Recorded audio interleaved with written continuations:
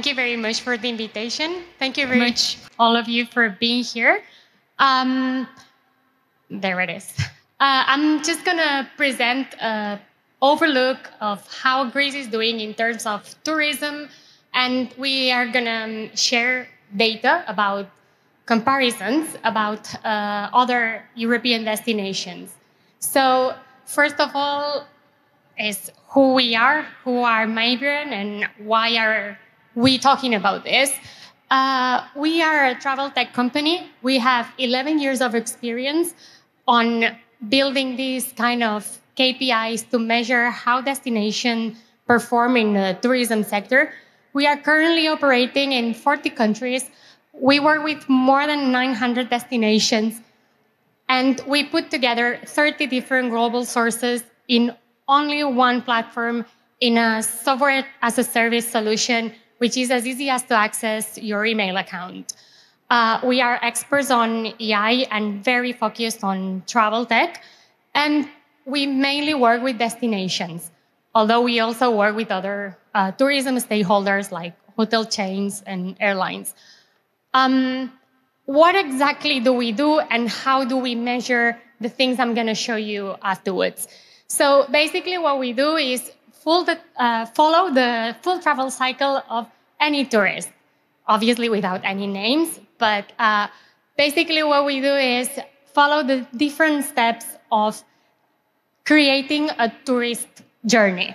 So it starts with the planning, the dreaming, inspiration. You go online, start checking what's the trending and the destinations, go through social media, start looking for different flights, and then you decide where you want to go. So on this booking and planning, the capacity of the destination, flight prices, you book your flight, you book your accommodation, now you're set. Next step is going to your destination and enjoy your experience. So what are you doing there? What your interests are, how you spend your money, and how do you move along your destination? At the end of your trip, what you're going to do is share your experience. You do the reviews, you do all the reviewing process that's going to fulfill the dreaming and inspiration of the next tourist.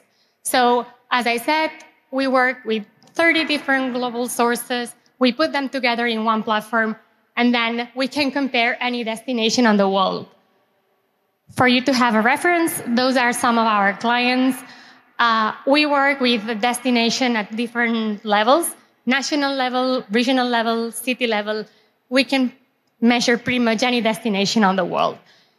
Now that you have an idea of who we are and what we do, let's focus on Greece. So one of our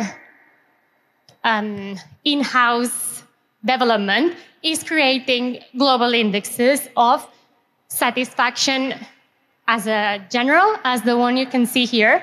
And as numbers say, because numbers don't lie, Greece is doing very well if we compare with Spain, Italy, Croatia, and Turkey. If you are beyond 74 points, you are in a good point, and the challenge is to keep there. Obviously, there's room to increase, but it's a very, very good number. And this global satisfaction is built by other different indexes. If we look at the tourism satisfaction, we see that all pretty much in the same range, although Croatia is winning a little bit. Security perception, also very good, although Turkey do have a problem. And the climate perception, even if you might be surprised, you are in a very, very good position. So people is not scared about coming to Greece for that reason. Why people chooses to come to Greece? So if we compare data from 2019 and 2023, what we firstly see straight away is a big difference on the motivation that tourists have to come and visit your country. If we look at 2019, what we can see is a good 25% were coming because of the sunbathing. However, if we look at last year's data, what we see is active lifestyle is having an increase of a good 12 points, which is a very, very relevant increase, which means that dynamics are completely changing. So motivational reasons for tourists to come to Greece are completely changing. And this is very related with all this experience, that authenticity, wanted to be integrated with the locals, all this change that COVID bring. And now we are going to check that it stays with us.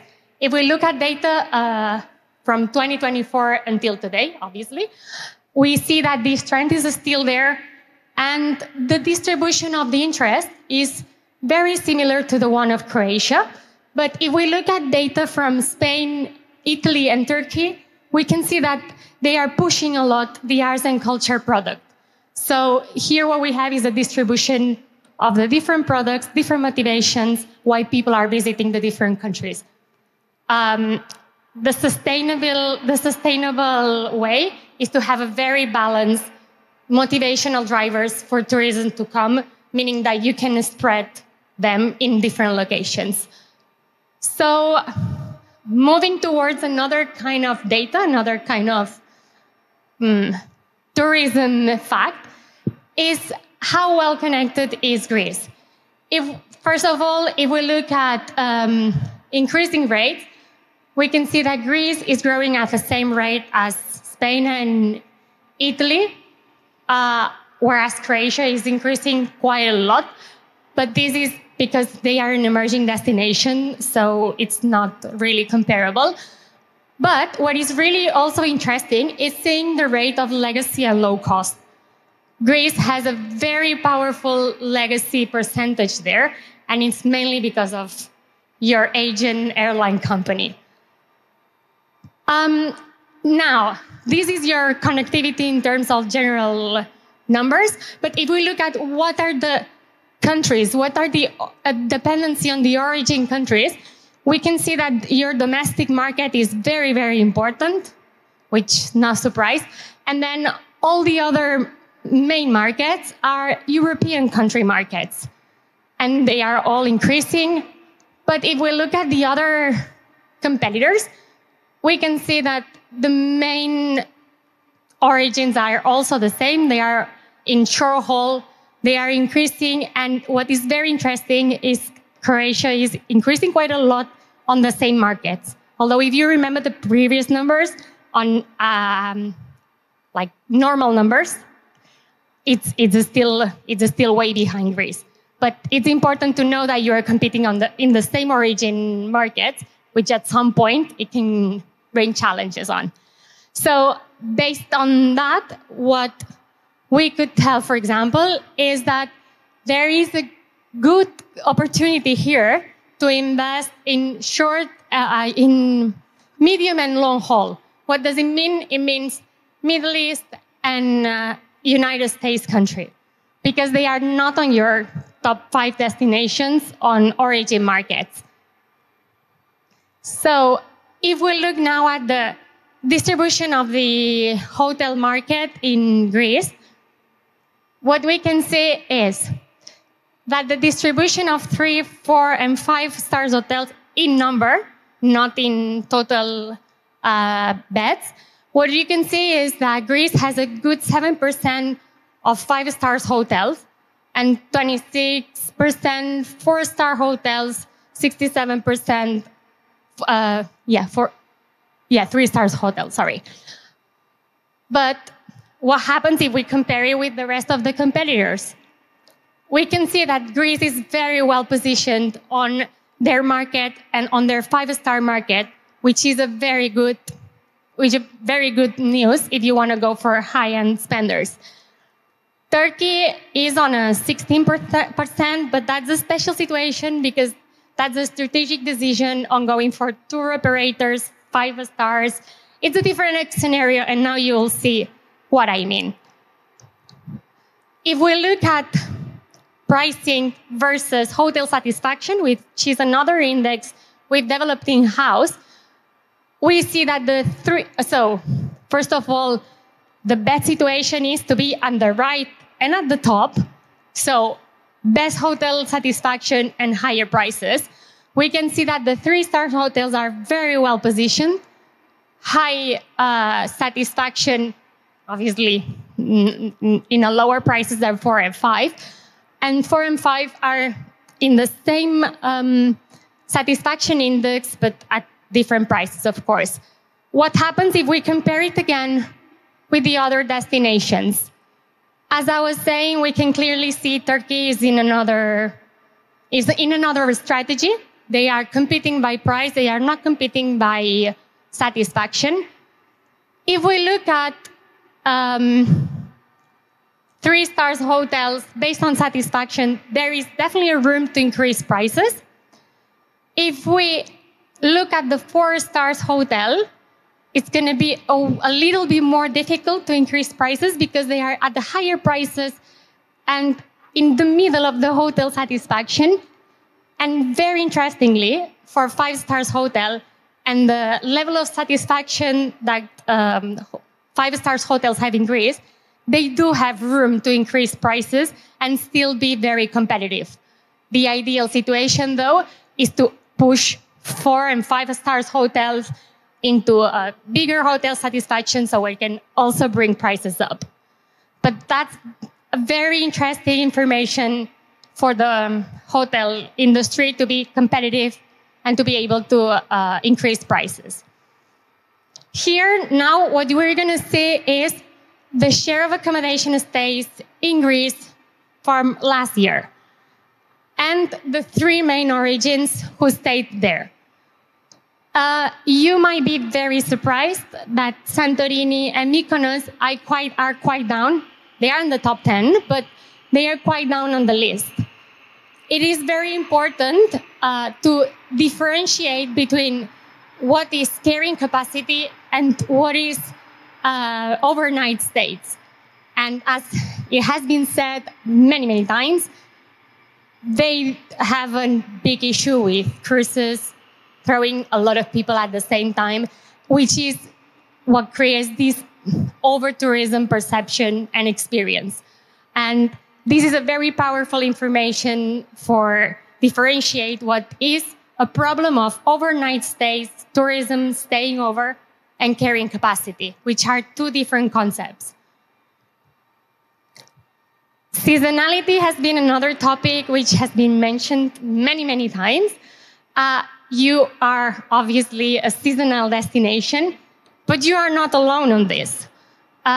Spain, Italy have been years and years and years developing, putting effort on making this curve flat, and they are getting some results at the end of the day. But look at Croatia's numbers, for example. There are studies which are saying that the spring of this year has been a very nice and there's been an increase on arrivals. So it'll be very interesting to compare those numbers with next year, which probably this curve will come down a little bit. And you are managing very well this flatten on this curve.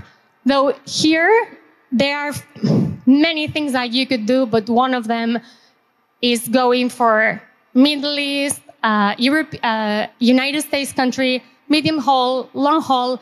So they have a different patterns on holidays, and they can definitely help this shoulder season to be a little bit filled and to flatten this curve, those curves. Also creating different products for different kind of marketing, for different kind of targets. It's another kind of a strategy. Having a very strategic plan, and there are few things to do. There is this over-tourism feeling, there's this over-tourism perception, but in Greece, it's not something that has decided tourism not to come. What we are seeing from data is that a lot of people are just looking for other destinations to visit, and those are the top 10 destinations that are growing faster on the Greek country.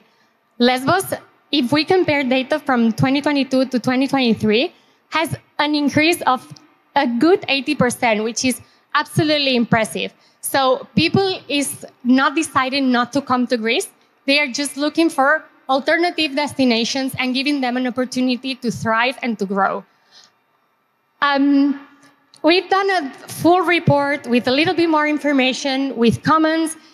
If you want to download it from this QR, please feel free. I'm sorry to speak very fast, but my time has just run out. Thank you very much for your attention. If you have any question, please let me know.